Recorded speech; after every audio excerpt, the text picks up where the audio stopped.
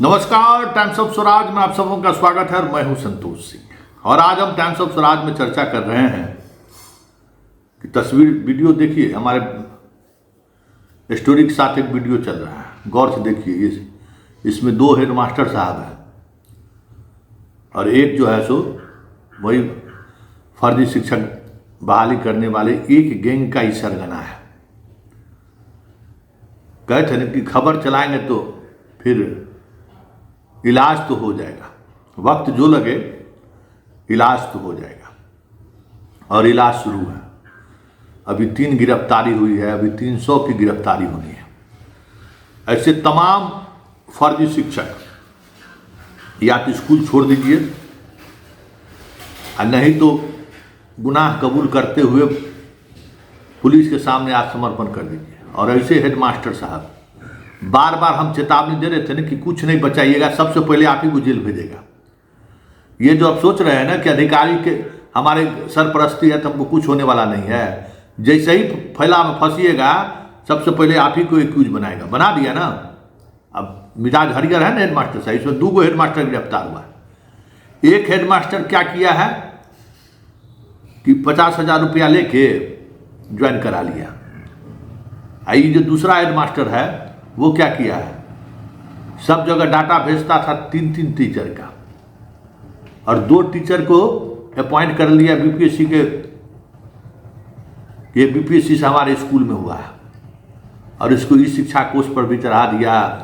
DPO साहब इसको प्राण नंबर भी दे दिए और अपना वेतन अपना उठा रहा है। और इनसे जब पूछा गया कि ये दोनों नाम तो आप अलग अलग सूची जब आपसे मांगा गया है तो जांच कमेटी के सामने 5 शिक्षक का नाम दे रहे हैं, हमारे स्कूल में है। एक अटेंडेंस आपके यहाँ 3 शिक्षक का बन रहा है, इस शिक्षा कोष पर 5 शिक्षक है और डीपीओ कह रहे हैं कि 3 शिक्षक है। क्या मसला है? उसी में वो भी धरा गए। और तीसरा जो धराया है वो ठेका लेता था फर्जी शिक्षक बहाल करने से। लेकिन ये पूरी गिरफ्तारी के बाद जो समझ में आया, जो बातें पुलिस की जांच में जो बातें सामने आई है, वो बहुत हैरान करने वाली बात है। ये सिर्फ समस्तीपुर जिले का खेल नहीं है, ये पूरे बिहार में हुआ है, जो हमने कल दिखाया था। और ये जानकर आप हैरान हो जाएंगे कि एक टीचर के लिए ये लोग 15 लाख रुपया लेता है। 15 लाख में बहाली हुआ। उस 15 लाख में 5 लाख रुपया ये लोग दलाल को भी कुछ पैसा देता है। 1 लाख रुपया दलाल जो कैंडिडेट खोज के लाता है उसका 1 लाख रुपया उम्मीदवार से जितना वसूलता होगा 1 लाख। मतलब फिक्स्ड कमीशन जो है वो जरा सुन लीजिए कि कैसे 15 लाख रुपया में फिक्स्ड कमीशन बंटवारा होता है। 1 लाख रुपया दलाल को, ये लोग 3 लाख रुपया जो है 3 से 4 लाख रुपया रखता है ऊपर के ऑफिस को मैनेज करने के लिए। पटना से लेके मंत्री संतरी घंटी जितना है उतना 4 लाख उसमें चला गया। 3 लाख रुपया जो है सो डीपीओ स्थापना को देता है, उसका ऑफिस सहित। 4 लाख रुपया जो है प्रखंड शिक्षा पदाधिकारी और उसका ऑफिस। और हेडमास्टर से निगोशिएशन करता है, कोई 50,000 में मान जाता है, कोई 1 लाख में मानता है कि आप ज्वाइन करा लीजिए। और ये सब प्रक्रिया होने के बाद होता क्या है कि बहाल तो बीपीएससी से किया और फिर नियोजित दिखा दिया और नियोजित वाला में 2-3 साल का वेतन उसका बकाया दिखा देता है। तो 2-3 साल का वेतन हो गया तो 5-10 लाख रुपया वो भी आ गया। उसमें 60-40 रहता है। 60% लेता है विभाग, 40% शिक्षक को मिलता है। मतलब एक शिक्षक के बहाली में ये लोग 20 लाख रुपया कमाता है और एकदम ईमानदारी से डिस्ट्रीब्यूशन करता है भाई। उसमें कोई बेईमानी नहीं, पूरी ईमानदारी ये लोग बरतता है। और एकदम कमीशन फिक्स है कि प्रखंड शिक्षा पदाधिकारी में प्रखंड शिक्षा पदाधिकारी को क्या मिलेगा, जो उसके स्टाफ है वो क्या मिलेगा। और एक मास्टर का भी गैंग है प्रखंड से लेकर जिला तक, उस गैंग का भी अपना कमीशन है। और ये जो गैंग है, मास्टर का जो गैंग है, मास्टरवा जिसको हम कहते हैं, वो जो गैंग है वही गैंग अलग अलग जगहों पर दलाल खड़ा, मतलब माफिया सबको खड़ा किया, वही कैंडिडेट ला के देता है। जिसमें जनाब गिरफ्तार हुए। 3 गिरफ्तारी में एक कैंडिडेट मुहैया करने वाला गिरफ्तार किया। और समस्तीपुर जिले में इस तरीके से 1 2 3 4 नहीं है, 300 से अधिक ऐसे शिक्षक हैं जिसको बीपीएससी के इस बहाली प्रोसेस में घुसाया गया है। अब देखना यह है कि 2 एफआईआर दर्ज हो चुके हैं। एक विभूतिपुर में प्रखंड शिक्षा पदाधिकारी दर्ज किए हैं, दूसरा समस्तीपुर में प्रखंड शिक्षा पदाधिकारी से दर्ज कराया गया है। जबकि डीपीओ को दर्ज करना चाहिए था। डीपीओ स्थापना, आप जो सोच रहे हैं ना कि हम बच जाएंगे, आप बचने वाले नहीं हैं। और प्रखंड शिक्षा पदाधिकारी को तो जाना ही जाना है कि कौन वकील सलाह दे रहा है कि आप जो है सो एफआईआर कर दीजिएगा तो आप एक्यूज नहीं बनिएगा। आप सबसे ऐसा हजारों उदाहरण है कि एफआईआर करने वाला व्यक्ति भी, इन्फॉर्मेंट भी एक्यूज बनता है और जेल भी जाता है, क्योंकि आपके खिलाफ पर्याप्त सबूत है।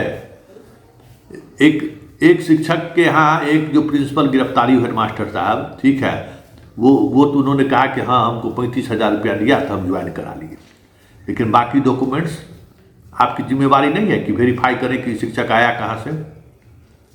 और दूसरे प्रिंसिपल के यहाँ से जो 2 बहाल हुआ वो तो आप ही के यहाँ से आया है, आप ही उसको दिए हैं। और डीपीओ साहब प्राण नंबर कैसे चढ़ा दिए बिना वेरीफाई किए हुए, बिना तहकीकात के कि बीपीएससी, और प्राण नंबर चढ़ाए से चढ़ाए, ये नहीं देखे कि टीचर आईडी दूसरा है और रोल नंबर दूसरा है।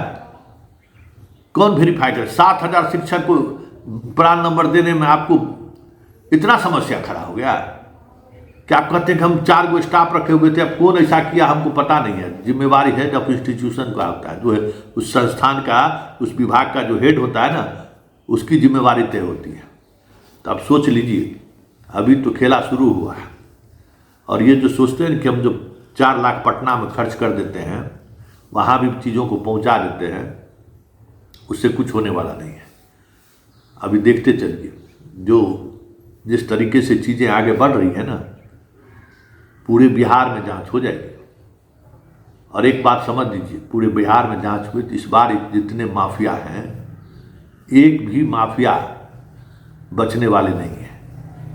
क्योंकि सिर्फ मेरी ही नज़र नहीं है उस माफिया पर, उस माफिया पर सरकार की भी नज़र है।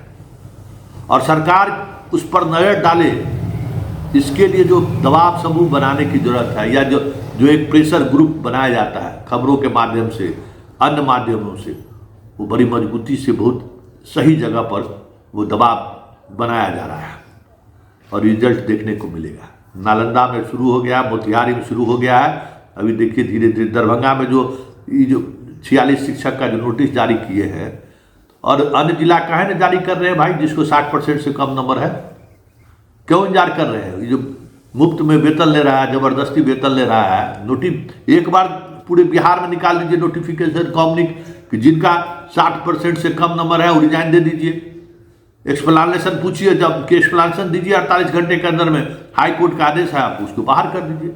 लेकिन ना, उस मास्टर से तब तक उगाही करेंगे जब तक वो बना रहे। उसको भी क्या है, अपना पैसा दे रहा है, फरार है, हमका नौकरी देवे करेगा तो बिना गए हुए अगर हमको वेतन मिल जा रहा है, कुछ पैसा दे रहे हैं ऑफिस स्टाफ को, तो क्या बिगड़ने वाला है?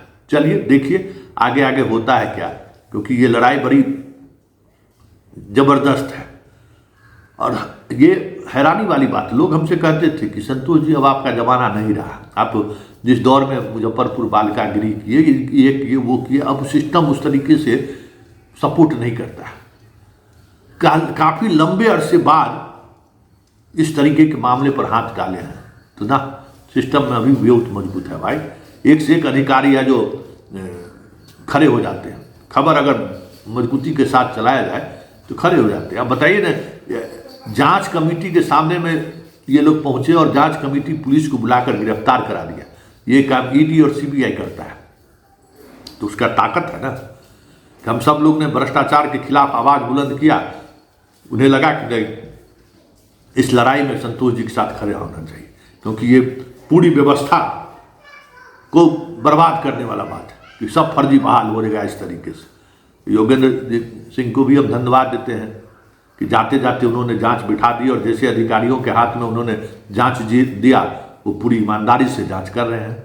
वैसे इस जांच के का फलाफल अभी बहुत कुछ आना बाकी है। और जांच पुलिस 2 एफआईआर होने के बाद वो भी चीज़ें अब अनुसंधान की दिशा भी बदलने वाली है। बस इंतजार कीजिए, थोड़ा और इंतजार कीजिए, बहुत सारी चीज़ें सामने आएंगी धीरे धीरे धीरे धीरे। बहाली को लेकर के जो जांच कमेटी बनाई गई थी, लगातार आपके नेतृत्व में कमेटी काम कर रही थी, क्या कुछ आज सामने आया है और इस पूरी जांच में अब तक क्या कुछ सामने आया है?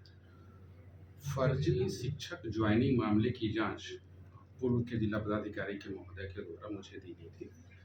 आज जांच के क्रम में हम लोगों ने दिलीप राम शिक्षक प्राथमिक विद्यालय पुरुषोत्तमपुर को बुलाया था पूछताछ के लिए। पूछताछ के क्रम में वो कमेटी को गुमराह करने की कोशिश कर रहे थे।